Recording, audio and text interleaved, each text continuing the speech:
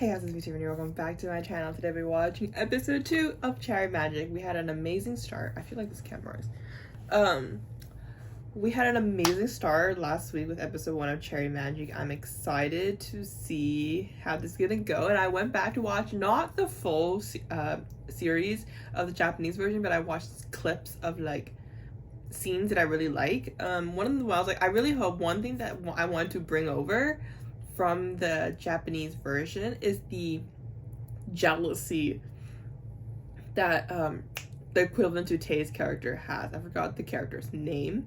That scene, especially when he like goes and like visit his apartment, he sees I think like a guy like talking to like news equivalent character, and he's like and it's like that scene I think is like one of my favorite scenes, because it's like, oh, he's jealous, you know, and I want to make that. And then I know that Karan in this in Cherry Magic right now is like very different already. Just like he feels like he has a scheme, and I think it really has to do, people are saying, oh, this is different in a good way, and I think it has to do with being like culturally, I think outside of, I think Japan is so conservative that like just expressing your emotion is something that's not done. And like I can get into like the psychology of this, but like just like plain like simple term, it's just like their culture is different. And I think even though Thai culture is more conservative, I think it's also more like progressive in the sense like they're able to express and talk about their relationships and not be so separated. So I'm excited to see how that's gonna play out. Just seeing the cultural differences in relationship building and friendship building as well. So yeah, let's find out what Karan has in plan for Achi and Achi like's reaction to staying over. So without further ado, let's go. มันมาถึงขั้นนี้ได้ไงกันนะนี่เราจะมานอนค้างบ้านกันจริงเหรอ Yes, you are. เราคิดถูกจริงๆที่ทำให้คนอย่างกันชอบเราตั้งแต่เรื่องคืนนั้นก็ไม่ได้อยู่ใกล้ๆเลยฮะอย่างนี้ต้องรีบเดินหน้าแล้ว I'm so excited. I was talking about, I forgot what show. Oh, Dear Gangster. Oh, My Dear Gangster. But I was like, a BL is never completed without a beach trip, or like a beach slash like going on to go to somewhere sunny, like outing kind of trip. And episode 3 and we're already getting one. Like, gosh.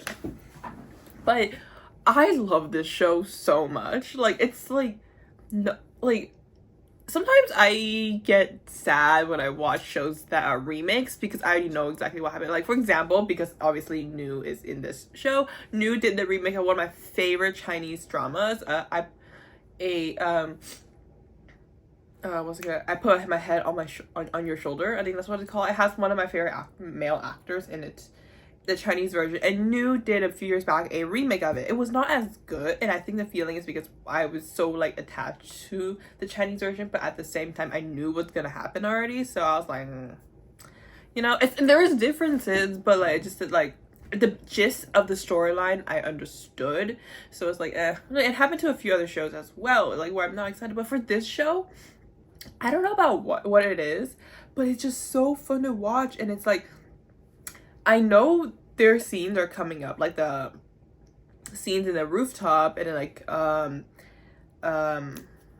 few other scenes here and there are something that I already knew was gonna happen, but at the same time I'm so excited, excuse me, so excited to see how they were gonna do it. I don't know why. I think coming in here knowing that there is gonna be a lot of differences, and they were talking, like, I don't want to keep bringing it up about the culture, but one thing they did a lot, it was like interpreting their culture into the show. I think that's one thing that's really beautiful about changing from different languages.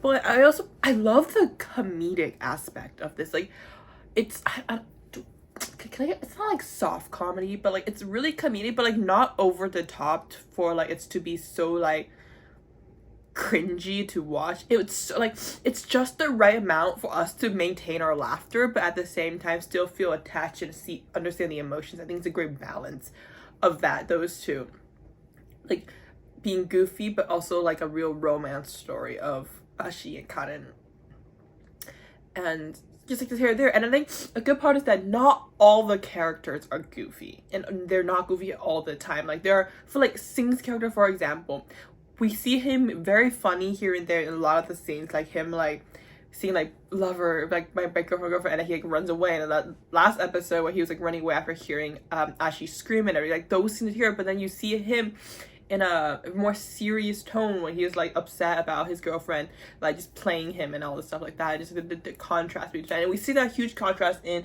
Karan as well, where he's like, you know, like I explained in the last episode, he's this man who is like more like put together and more like he has everything in for him. Everybody thinks he's like the perfect man, but on the inside, when you hear his voices, you hear what he's thinking. He's all these like, he's like a little teenage boy falling in love and stuff like that. It's like if he's like, oh, look at him getting close to him, I want to go eat lunch with him or dinner with him, or whatever like that. And it's just like, oh, the contrast is so fun to watch. And it's, I think Tae and Nu is doing such a great job where their facial expression and the way they're using their words, especially when Tae does the voiceovers for the mind, like the mind reading, it's like that tone is so perfect. And obviously Tae is a funnier man, and he's able to use that like comedic aspect that he uses on his variety shows and bringing it in, but like it's not the same like tone that he uses on variety, but he like brings that in and switches it a little bit to make it this is a person who is like madly in love with this person and like is afraid to get close to them, but also really wants to get close to them. And just that tone is just so perfect for what I was imagining it to be, and it's just like it just hits all the right places. And the story overall, I love it. I feel like in the Japanese version, it took a bit of time for them to get to this position, and for like the equivalent of Achi's character to kind of get like accustomed to the mind reading, but at the same time accustomed to like having somebody on a crush on them. I feel like this went fast, and people were saying like this is gonna talk about a lot more of the manga, so like obviously things are gonna be a little bit faster. But it's just that like I really enjoy the speed of how things are going right now. It's not too fast, not too slow. You know, we're getting to a point we introduce the characters, and I love how we're starting off with the second couples as well. You know, developing this like weird thing, and we're getting a lot of more screen time to them than I thought it was gonna be. But like overall, the storyline is pretty well done. I'm excited for next episode. You know, company outing gathering, we're gonna develop their relationship even more, and I'm excited to see how that's gonna go. So yeah, that's pretty much it for my reaction. Thank you so much for watching. Please like, comment, subscribe, and follow me on my social media link down below. See you guys next time.